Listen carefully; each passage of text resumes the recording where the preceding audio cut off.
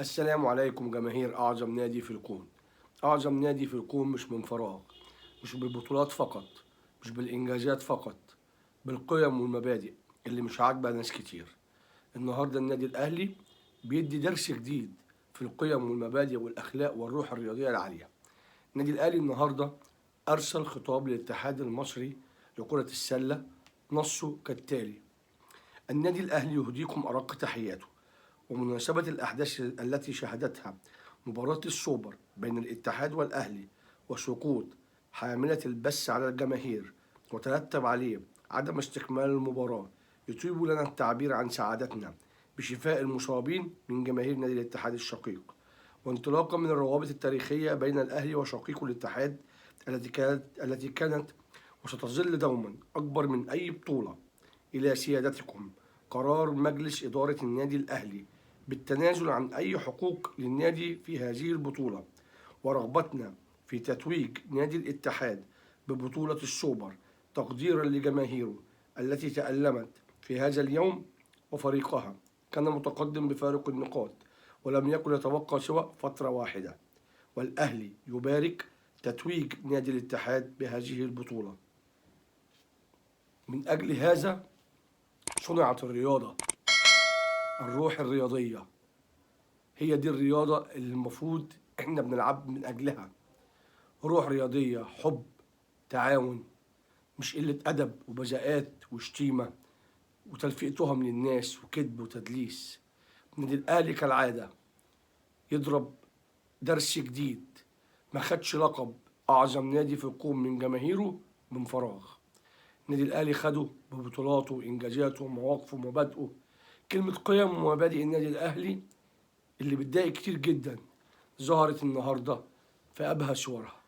شكرا للنادي الأهلي على هذا الموقف العظيم. وبخصوص بقى نادي الاتحاد السكندري، بنبارك له كجماهير النادي الأهلي باسم النادي الأهلي طبعا على فوزه ببطولة السوبر لكرة السلة. نروح لكرة القدم. النادي الأهلي أنهى صفقة التعاقد مع اللاعب مروان عطية لمدة 4 سنين ونص، 25 مليون، واثنين لعيبة إعارة لم يتم الاستقرار عليهم حتى الآن. كانوا عايزين عمار ومحمد محمود. عمار كولر متمسك بوجوده، وعمار ومحمد محمود عايز يروح فيوتشر. هنشوف المفاوضات هتنتهي على ايه، لكن في اتنين لعيبه اكيد هيروحوا نادي الاتحاد. الصفقه انتهت، رتوش اخيره، وخلال ساعات بالكتير هيكون اللاعب موقع رسميا في النادي الاهلي. طيب، في ايه تاني؟ في عندنا عمر كمال عبد الواحد. عمر كمال عبد الواحد رغبته انه يلعب للنادي الاهلي، والمفاوضات مستمره، لكن علي ماهر متمسك باللاعب كعادته، زي برضه لما كان في حمدي فتحي كان في انبي وكان هو المدير الفني، برضه تمسك وكانش عايزه يجي النادي الاهلي. معرفش ايه حكايه علي ماهر مع الاهلي بصراحه، لكن اللاعب متمسك وشال كل صوره من على حساب الانستا للزمالك ولغى متابعه الزمالك. فدي مؤشرات بتقول ان المفاوضات ماشيه في طريق كويس. يعني في مهاجم افريقي لم يعلن عنه حتى الان. سيبكم من كل الاسماء اللي بتتقال، فيليب كرواسو ومش عارف، يعني كل الاسماء اللي بتتقال دي مش صح. المهاجم الافريقي اللي هيجي هيكون مفاجاه، ولسه لم يتم الاعلان عنه حتى الان. وفي جناح برازيلي اسمه ارثر سانشيز، تحت السن 17 سنه. مفاوضات برضو بتتم معاه على قدم وساق. ميركاتو الاهلي ده هينتهي كالتالي وعلى مسؤوليتي: كريستو، خالد عبد الفتاح، مروان عطيه، المهاجم الافريقي عمر كمال عبد الواحد، والجناح البرازيلي. وهنقفل الميركاتو على كده. او هم دول اللعيبه اللي الاهلي بيتحرك في اطارهم. مفيش اي بقى كلام تاني، مفيش تريزيجيه، مفيش الكعبي، مفيش كل الكلام اللي بيطلع ده مش صح. مفيش فيليب كرواسو ده ولا كرواسون، مش موجود. لكن في خلال 48 ساعه كل الامور دي هتتضح، لان احنا مرتبطين بفتره التأييد عشان كاس العالم للانديه. ده طبعا ضيف على دول عوده صفقه مهمه جدا ورابحه جدا للنادي الاهلي، عوده كهربا. كهربا يحق له المشاركه، وبكررها لكم المره الثانيه، كهربا بيحق له المشاركه مع النادي الاهلي ابتداء من مباراه النادي المصري. سيبكم من كل الكلام اللي بيطلع ده والعويل بتاع الجريبه والكلام ده كله. كهربا يحق له المشاركه في مباراه النادي المصري. طيب، عايزين نتكلم بقى في جزئيه احمد فتوح وعبد الله جمعه وزيزو اللي هرب من المنشطات. انا مبدئيا كده مش مصدق ان احمد فتوح بيتعاطى حاجه. القصه كلها تصفيه حسابات. احمد فتوح مش عايز يكمل في نادي الزمالك. اعمل ايه بقى انا كمرتضى؟ اطلع اشوه فيه واطلعه شمام ومجرم ومجرم وبدراجي والكلام ده كله. لكن احمد فتوح لاعب على خلق بشتى الجميع. وعندي معلومه ان اللاعب هيقدم شكوى بفسخ التعاقد مع نادي الزمالك بسبب الاساءات دي. طيب، قصه عبد الله جمعه طلع ووقف واعتذر. عبد الله جمعه ممسوك من ايده بتوجعه عشان القضيه اللي كان ماسكها مرتضى وصالح جمعه اخوه. في اوراق، وانتوا عارفين مرتضى بيعرف يستف اوراق وسيديات، خايف على اخوه.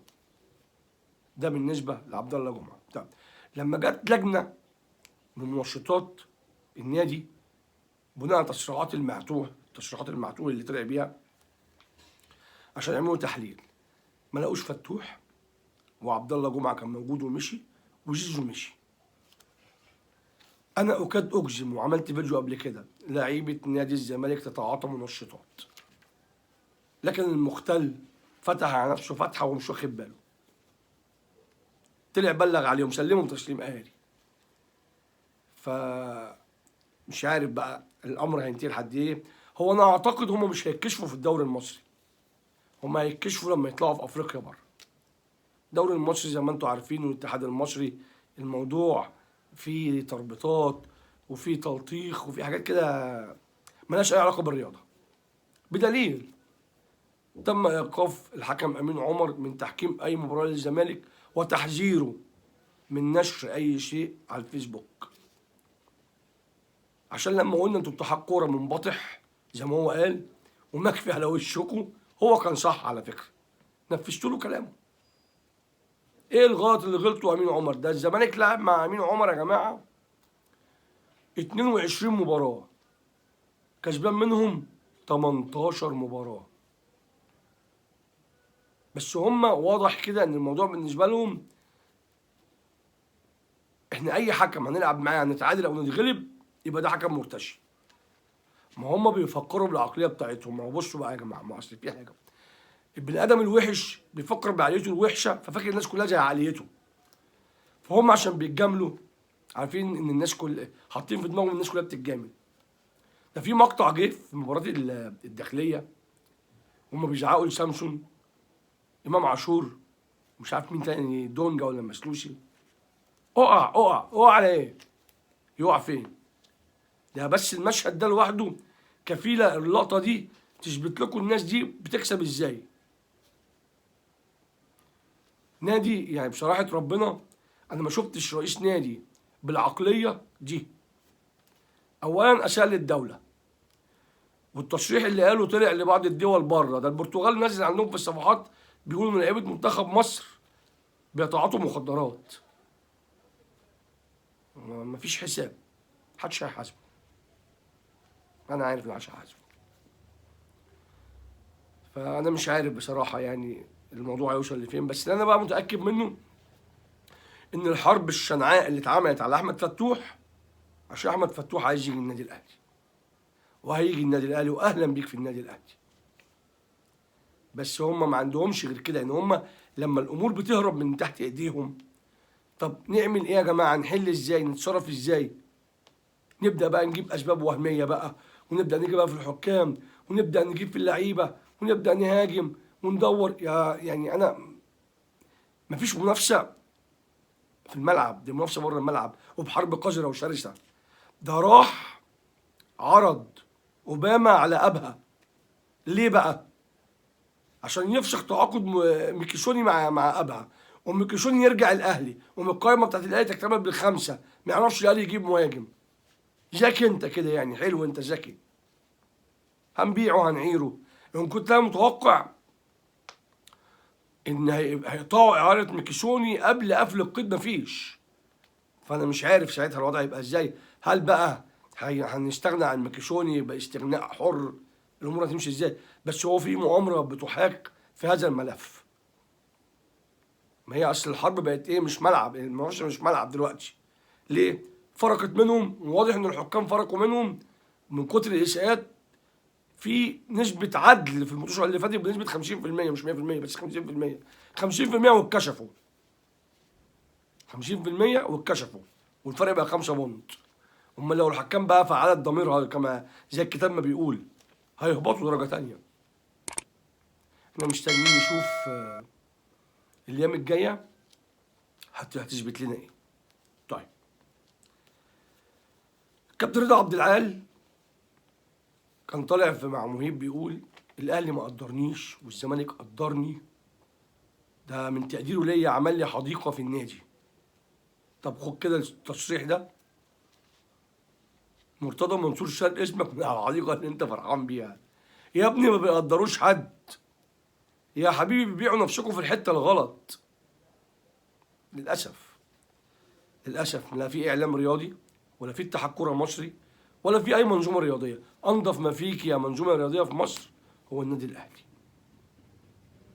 أتمنى النادي الأهلي يكمل تعاقداته وصفقاته قبل ما يجي موعد القائمة اللي هترسل عشان هنخوض بيها كأس العالم للأندية. ونتمنى التوفيق للنادي الأهلي، ونتمنى يا رب يجيب لنا مهاجم على أعلى مستوى، مهاجم يعوضنا عن أي فرصة بتضيع. شكرا لكم.